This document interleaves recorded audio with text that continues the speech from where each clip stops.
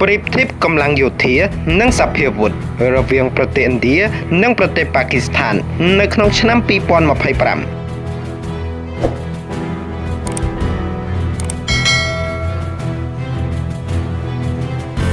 ប្រទេសឥណ្ឌានិងប្រទេសប៉ាគីស្ថានក៏ជាប្រទេសក្នុងចំណោមប្រទេសមហាអំណាចដទៃទៀតដែរដែលឈរនៅលេខរៀងលំដាប់ទី4និងទី12ក្នុងចំណោមប្រទេស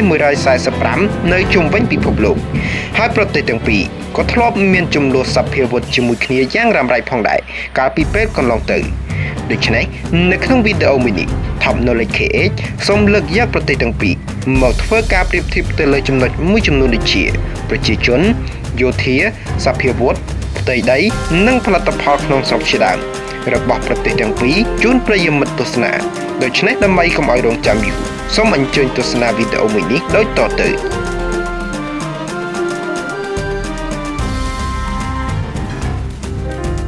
ជាដំបូងយើងមកធ្វើការប្រៀបធៀបអំពីចំណាត់ថ្នាក់ជាប្រទេសមហាអំណាចជាមុនសិនប្រទេសឥណ្ឌាជាប្រទេសដែលជាប់ចំណាត់ថ្នាក់ទី4នៅក្នុងចំណោមប្រទេស145ខណៈប្រទេសប៉ាគីស្ថានជាប់លេខ12នៅក្នុងចំណោមប្រទេស145ដូចគ្នានៅជុំវិញពិភពលោកប្រជាជនសរុបប្រទេសឥណ្ឌាមាន1400លាននាក់ខណៈប្រទេសប៉ាគីស្ថានមាន252លាននាក់ប្រជាជនសកម្មប្រទេសឥណ្ឌាមាន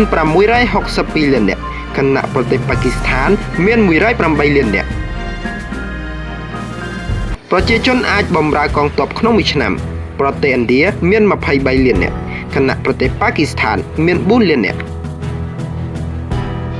ចំពោះយោធាសកម្មប្រទេសឥណ្ឌាមាន1,450,5550នាក់ខណៈប្រទេសប៉ាគីស្ថានមាន6,54,000នាក់ទាហានបម្រុងប្រទេសឥណ្ឌាមាន1,155,000នាក់ខណៈប្រទេសប៉ាគីស្ថានមាន550,000នាក់ចំពោះទាហានបារ៉ាប្រទេសឥណ្ឌាមាន2,527,000នាក់ខណៈប្រទេសប៉ាគីស្ថានមាន500,000នាក់ចំពោះថវិកាយោធាឬថវិកាការពារជាតិប្រទេសឥណ្ឌាមាន75,000លានដុល្លារដែលជាប់ចំណាត់ថ្នាក់ទី4នៅក្នុងចំណោមប្រទេស145ខណៈប្រទេសប៉ាគីស្ថានមាន7.6,000លានដុល្លារដែលជាប់ចំណាត់ថ្នាក់ទី38ក្នុងចំណោម145ប្រទេសដូចគ្នាជាបន្តយើងមកធ្វើការប្រៀបធៀបអំពីកម្លាំងនៃការទិញទំនិញប្រទេសឥណ្ឌាមាន11 trillion ដុល្លារខណៈប្រទេសប៉ាគីស្ថានមាន1 trillion ដុល្លារដែល1 trillion ដុល្លារស្មើនឹង 1,000 លានដុល្លារយន្តហោះសរុបប្រទេសឥណ្ឌាមាន2,229 គ្រឿងខណៈប្រទេសប៉ាគីស្ថានមាន1,399 គ្រឿងចំពោះយន្តហោះវាយប្រហារប្រទេសឥណ្ឌាមាន513គ្រឿងខណៈប្រទេសប៉ាគីស្ថានមាន328គ្រឿងយន្តហោះវាយប្រហារគោលដៅប្រទេសឥណ្ឌាមាន130គ្រឿងខណៈប្រទេសប៉ាគីស្ថានមាន90គ្រឿងយន្តហោះដឹកជញ្ជូនប្រទេសឥណ្ឌាមាន270គ្រឿងខណៈប្រទេសប៉ាគីស្ថានមាន64គ្រឿងយន្តហោះបណ្ដុះបណ្ដាលកងទ័ពប្រទេសឥណ្ឌាមាន351គ្រឿងខណៈប្រទេសប៉ាគីស្ថានមាន565គ្រឿងយន្តហោះធ្វើបេសកកម្មពិសេសប្រទេសឥណ្ឌាមាន74គ្រឿងខណៈប្រទេសប៉ាគីស្ថានមាន27គ្រឿងយន្តហោះចាក់សាំងលើអាកាសប្រទេសឥណ្ឌាមាន6គ្រឿងខណៈប្រទេសប៉ាគីស្ថានមាន4គ្រឿងឧទ្ធម្ភាគចក្រប្រទេសឥណ្ឌាមាន889គ្រឿងខណៈប្រទេសប៉ាគីស្ថានមាន373គ្រឿងឧទ្ធម្ភាគចក្រវាយប្រហារប្រទេសឥណ្ឌាមាន80គ្រឿងខណៈប្រទេសប៉ាគីស្ថានមាន57គ្រឿងចំពោះរថក្រោះប្រទេសឥណ្ឌាមាន4,201គ្រឿងខណៈប្រទេសប៉ាគីស្ថានមាន2,627គ្រឿងរថពាសដែកប្រទេសឥណ្ឌាមាន148,594គ្រឿងខណៈប្រទេសប៉ាគីស្ថានមាន17,516គ្រឿង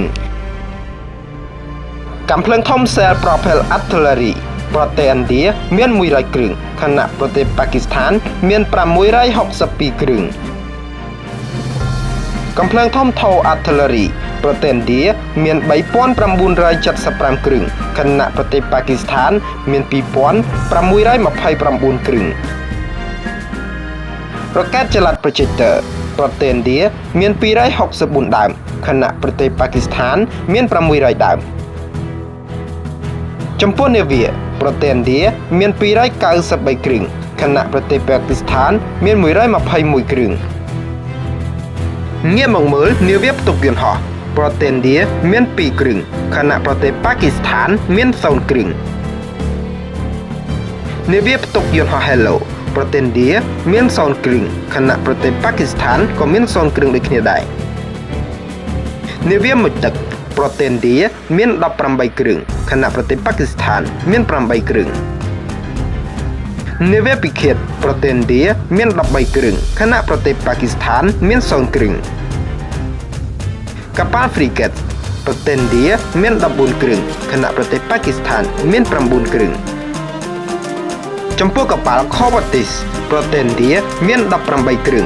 ខណៈប្រទេសប៉ាគីស្ថានមាន9គ្រឿងកប៉ាល់ Patrol Vessels ប្រទេសឥណ្ឌាមាន135គ្រឿងខណៈប្រទេសប៉ាគីស្ថានមាន69គ្រឿងនាវាកំទេចមីនប្រទេសឥណ្ឌាមាន0គ្រឿងខណៈប្រទេសប៉ាគីស្ថានមាន3គ្រឿង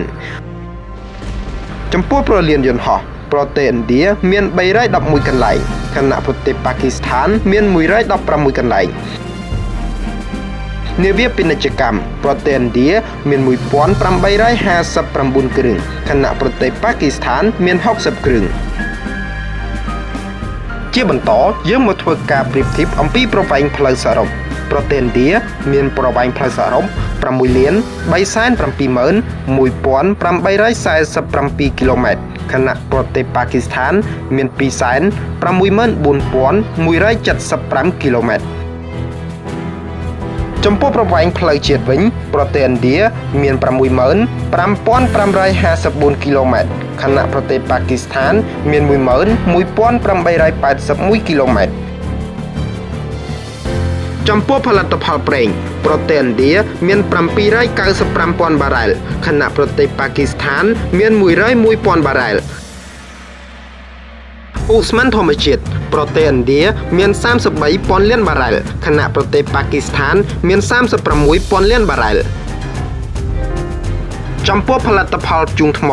ប្រទេសឥណ្ឌាមាន985លានបារ៉ែលខណៈប្រទេសប៉ាគីស្ថានមាន12លានបារ៉ែលចំពោះផ្ទៃដីប្រទេសឥណ្ឌាមាន3,287,263គីឡូម៉ែត្រការ៉េខណៈប្រទេសប៉ាគីស្ថានមាន7,96,095គីឡូម៉ែត្រការ៉េនិងចុងក្រោយគឺចំពោះផ្លូវទឹកប្រទេសឥណ្ឌាមាន14,500គីឡូម៉ែត្រខណៈប្រទេសប៉ាគីស្ថានមាន0គីឡូម៉ែត្រ